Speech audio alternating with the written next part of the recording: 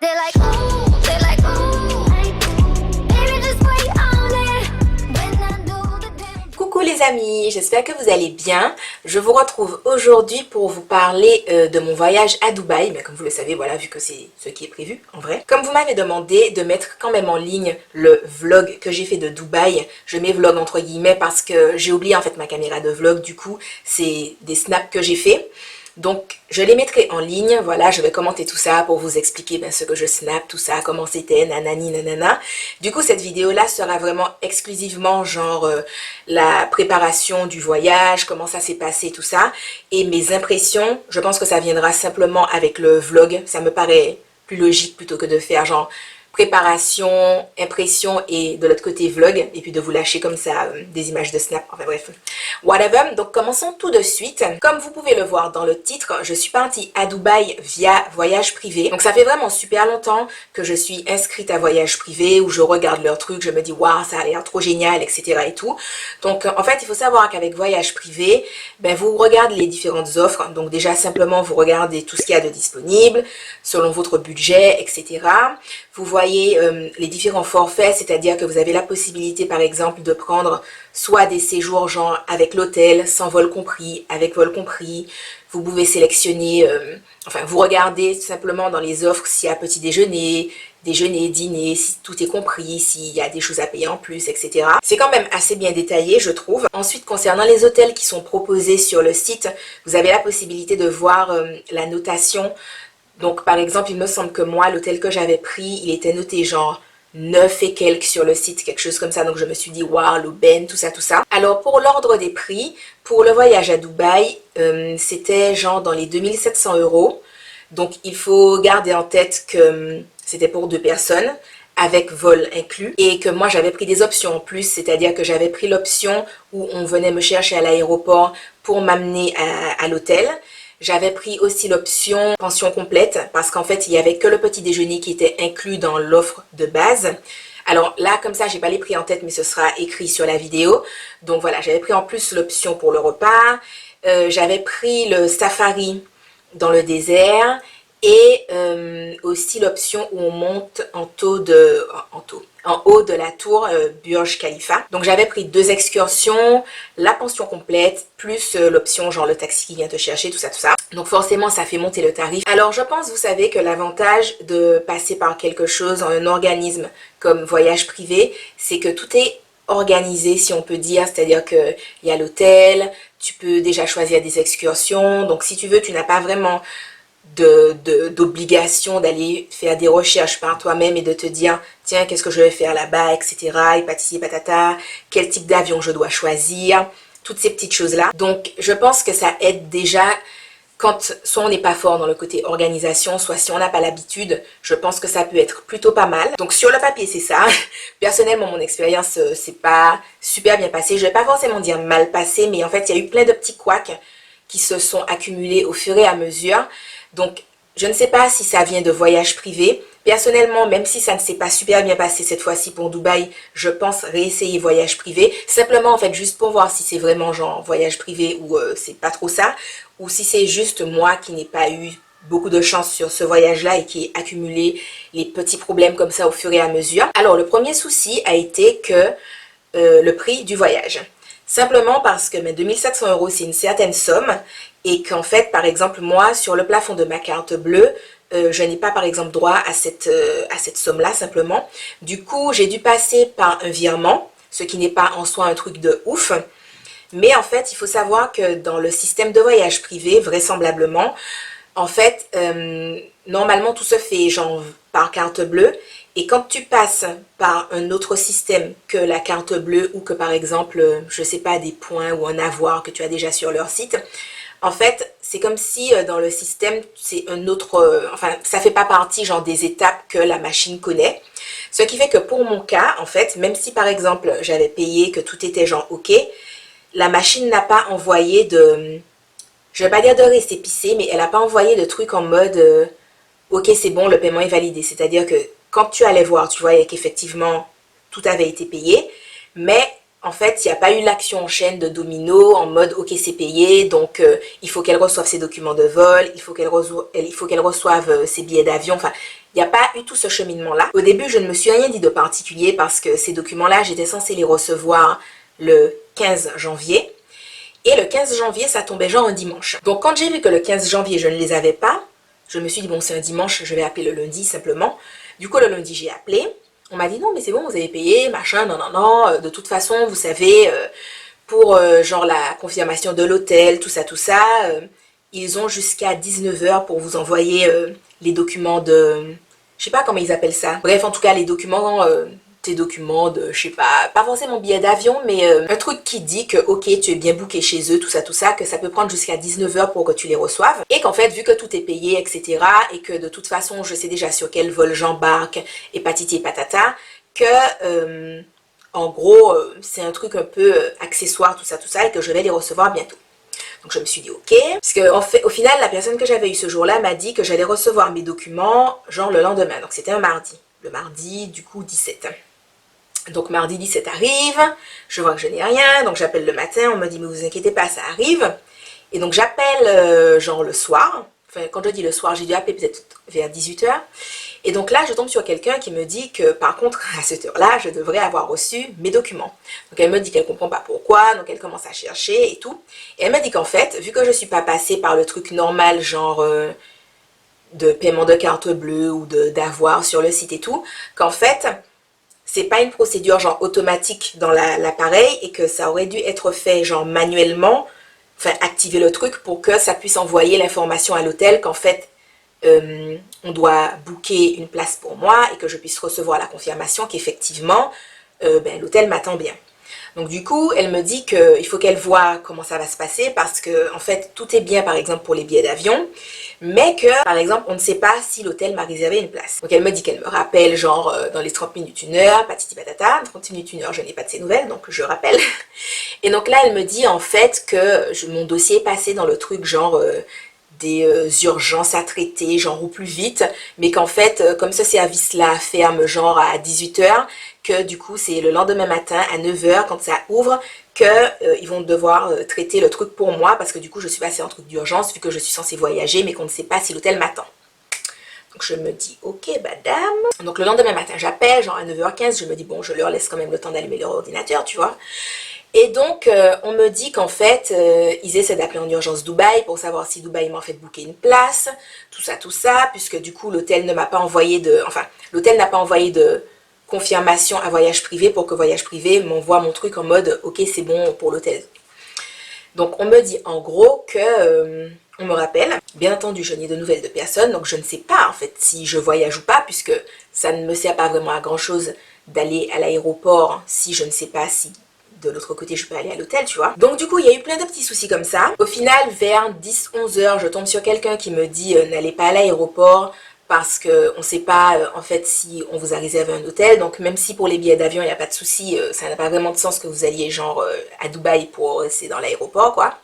Ce que je suis tout à fait d'accord avec. Je reçois à midi un coup de fil de monsieur de Voyage Privé qui me dit qu'en fait tout va bien, que le vol a été réservé, bon ça je le savais déjà, que tout est booké aussi pour l'hôtel, que c'est juste que comme je suis pas passée par le genre système normal de paiement, qu'en fait l'ordinateur n'a pas fait, ne m'a pas envoyé les papiers nécessaires, mais qu'en fait tout a été booké et tout, mais que par contre il va essayer de voir s'il ne peut pas me faire passer sur un autre vol, un vol plus tard, parce que j'étais censée décoller à 14 h. Et est-ce que je ne peux pas décoller genre vers 18-19 h, parce qu'en fait en prenant le vol à 14 h, ça me faisait arriver à Dubaï à 3 h du matin, et il me dit que oui, enfin à 3 h du matin, que... Enfin, c'est au milieu de la nuit, tout ça, et que je me suis mal gérée par rapport à l'heure d'arrivée, tout ça. Et je lui explique que c'est pas moi en fait qui ai choisi le vol, parce qu'en fait il faut savoir que dans les vols pour voyage privé, en fait quand on prend les vols inclus dans le prix de base, en fait il y a déjà des horaires disponibles. Donc du coup j'ai pris le vol qui était inclus, enfin j'ai pris les horaires de vol qui étaient inclus dans le package qu'on me proposait. Parce qu'en fait si vous prenez un vol autre que celui qu'on vous propose, par exemple, si on vous dit vous êtes censé décoller à 8 h du matin et que vous préférez partir le même jour, mais à 10 h, à 14 h, à 20 h, etc., vous payez quelque chose. Donc, selon la compagnie, si elle est différente concernant l'horaire, je ne sais pas sur quoi c'est basé, ça peut vous dire par exemple que vous payez 50 € en plus, ou bien, ça peut monter quoi. Donc du coup, moi, vu que j'avais déjà mis des frais additionnels pour le taxi, pour les excursions, pour la pension complète, etc. Moi, je me suis dit, enfin, surtout que, je sais pas, on te dit, tu voyages à 14 heures, c'est pas un truc de ouf. Et je suis partie du principe que, même si j'arrivais à 3 heures du matin, si c'est un vol qui est inclus dans le package qu'on me propose, c'est que je suis censée être prise en charge. Enfin, personnellement, c'est ce que je me suis dit. Donc, pour moi, ça posait pas de problème. Donc le gars m'a dit ça, je lui ai dit ok, d'accord. Donc pareil, il me dit de ne pas encore aller à l'aéroport vu qu'il essaie de me prendre un billet d'avion pour plus tard. Et il me rappelle à 12h30 comme une fleur en me disant alors c'est ok pour le vol. Donc je lui demande à quelle heure est le vol. Il me dit ah ben c'est le vol de 14 heures parce que finalement il n'y avait pas de place plus tard dans la journée. Donc il faut partir à l'aéroport maintenant, hein, c'est maintenant qu'il faut partir. C'est là genre ok, d'accord. Heureusement que ma valise était déjà prête, enfin que tout était booké, hein, vous allez me dire, mais bon voilà. Donc je suis un peu partie dans le rush. Donc bref, je vais passer sur ce qui a pu se passer à l'aéroport, nanani nanana. J'arrive dans l'avion finalement. Je décolle pour Dubaï, tout ça. J'arrive à Dubaï. À Dubaï, très bien prise en charge. Voilà, enfin il y avait un petit monsieur avec une pancarte, avec mon nom, tout ça qui m'attendait. Donc voilà, le petit monsieur du taxi très gentil qui nous a amenés à l'hôtel. Et donc arrivé à l'hôtel, on a effectivement une réservation, mais là le monsieur nous explique qu'en fait le check-in se fait à 14 heures et que au moment où on est arrivé à l'hôtel, il devait être 4h30, 5h du matin, même pas, il devait être 4h, 4h30 parce qu'on est arrivé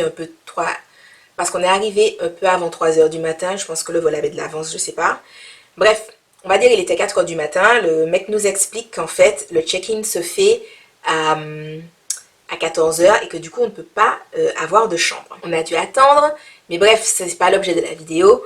Donc, si en fait je devais résumer mon voyage, à part tout ce côté story time que je vous ai expliqué, c'est que, en tout cas en voyageant par voyage privé, si vous ne passez pas par le truc initial de genre la carte bleue, assurez-vous d'avoir quelqu'un au bout du fil qui fera en sorte que les choses se passent bien et que vous receviez vos documents.